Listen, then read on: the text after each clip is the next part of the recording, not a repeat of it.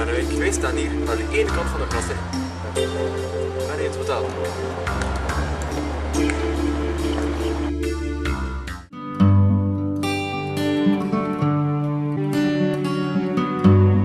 En we gaan nu binnen.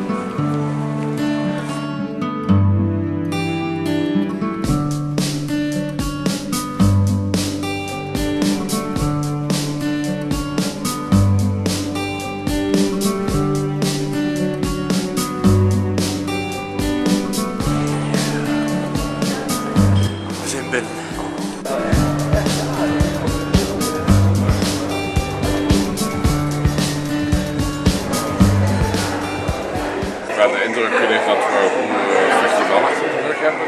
Vandaag natuurlijk de uitreiking van de Brandstante Award, die de apotheose is voor ons als festivalorganisator. Ja. En wat vindt u van de gasten van de Award? Dat is nu Angelo Badalamenti. Wel, ik ben dus altijd zeer grote fan geweest van hem. Ik ben een ongelooflijk bewonderaar van zijn fantastische muziek. Ik denk dat het een zeer mooi concert wordt, wat ik mensen echt lang zullen lopen napraten. Bedankt.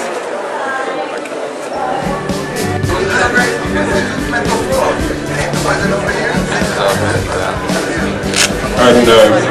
Goede voormiddag. Hartelijk dank voor uw talrijke opkomst in het Filmfestival Gent. Do you get typecast as a composer? Is there a danger in that?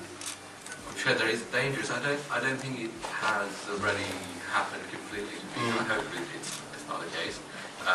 In the case of the Solace, it's unfortunate that I've done 2 previous films with Joe Wright that were period pieces. This is a contemporary film set in LA, but in fact all the music in the film is quite classical, and a lot of it is derived from Beethoven because it's a film about a classical musician. Right. So I didn't manage to escape that one. Okay. David wanted to use in a Blue Velvet song by the Cocteau Twins, Song of the Siren, which was David's very favorite song of all time and favorite recording. But Dino De Laurentiis did not want to pay $50,000 for the synchronization right. So Dino tells his line producer to come over to me, because I was working with Isabella, and why don't you have this guy, just write something, and then, it won't cost, hardly anything. Dino De Laurentiis, right? Isabella comes into a studio where I was recording on the song Blue Velvet, and she brings in this little yellow piece of paper, and on it said, Mysteries of Love, and I'm looking at it. I said, this is not a lyric. What is this? It's just like, sometimes the wind blows and you want to float forever. David Lynch says. I said, it's like, it's a poem, it's a sonnet. It's not a song. A song has to have some kind of form, some rhymes, a pattern, something, a hook that you can lock into. There's nothing there. It was the worst piece of you know what that I have ever seen. So I had the good sense to call David and said, David, this lyric it really is. And what kind of music? Oh, Angelo, just make it like the wind, make it like the sea, make it float. Oh. The bottom line was that I came up with the music on Mysteries of Love, and that really, I never even changed a single word that David had on his 8 lines or whatever it was. And I got Julie Cruz to sing it, and it just created a sound. All right. In the Cannes Festival, for example, a few months ago with Aanrijding in Moscow, Belgium. And that was, I'm a young guy, it's the first time I make music for a film. And it was pretty amazing also to see that there was really no focus on music. And actually there was only one little stand of the French SSM or something. Yeah, SSM, excuse me. And I've been looking for 5 days for the person who actually is responsible for it. And it remained closed. So that was Cannes. And it's really amazing to be here. I'm also the only Belgian person here, so it feels really comfortable for me to be in Ghent. I love the city.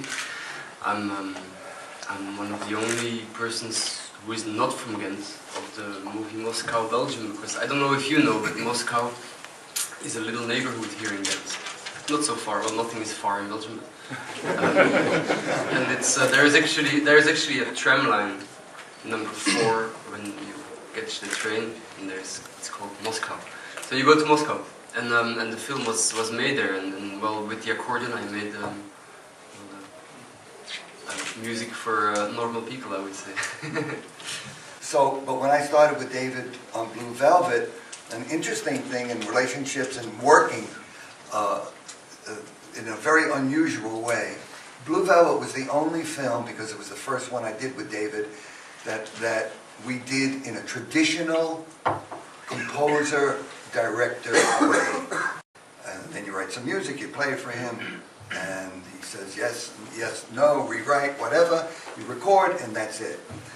I did that on Blue Velvet because I met David for the first time, and he had already shot the film. After that, it's just an incredible relationship. Like, I call David my second best wife. You know, it's like David just talks to me. And David just says, okay, David, what do you have? And he'll say, I've got a television show, it's called Twin Peaks. And I'm going to do it, I'm thinking about it.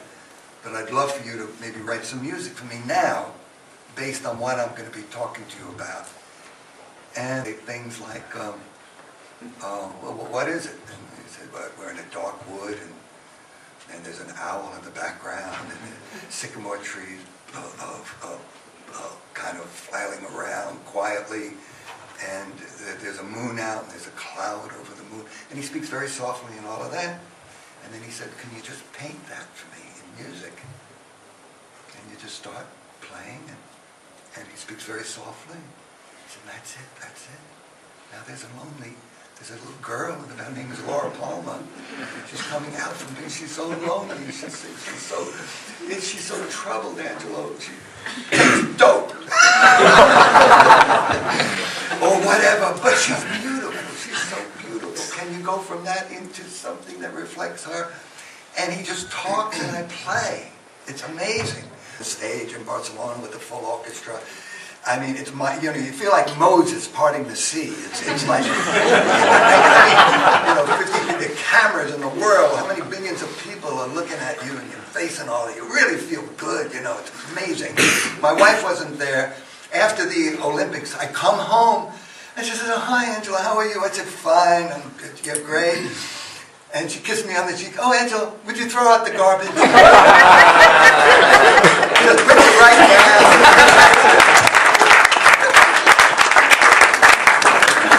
That's where it's really at.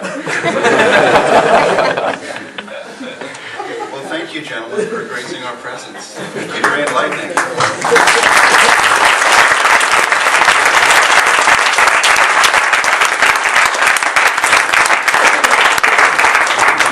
Composer of King Kong, and you worked with Peter Jackson. How was it to work with him? Because he's famous for Lord of the Rings and fast. Yes, he's fast. 4.5 weeks. Yeah, it was a last minute replacement. Now you're working on Quantum of Solace, or is it already finished? It's finished. It went up on iTunes yesterday, apparently. Oh yes. I didn't know that. But they told me. Casino Royale was probably more operatic in a lot of ways, and this is a sort of leaner, sort of darker. So it's there's less flourishes, there's less layers, it's more direct, it's more muscular. It's a very, very different film. Okay, thank you very much. Are you expecting to win tonight? Can I have a picture? Yeah, sure. I didn't even think about that. Okay, thank you very much. Good luck tonight. Vorige week werd we nog Peter live. Ja? En nu zit je hier, heb je een druk programma. Ja, het was een heel druk, want ik had los van het hele filmfestival gebeuren, had ik sowieso een heel drukke concertweek. Aanrijding Moscou was uw eerste filmproject. Ja. De eerste film. Ja. En je hebt er dus een beetje van geproefd en wat denkt je, nee, niet meer of meer? Jawel, heel graag eigenlijk. Ja, absoluut. Ik heb daar heel veel uit geleerd eigenlijk uit die film. En ik heb zowel positieve als negatieve dingen, maar iets negatief leren is positief. Dus. Veel geluk vanavond. Dankjewel. Succes. Goed dat je bent. Jullie komen ook vanavond? Wij komen helaas niet. Niet? Geen kaart. Ja, ik weet het. Ik kreeg zoveel vragen. Bedankt hè. Ik kreeg zoveel vragen van mensen die ook kaarten wouden.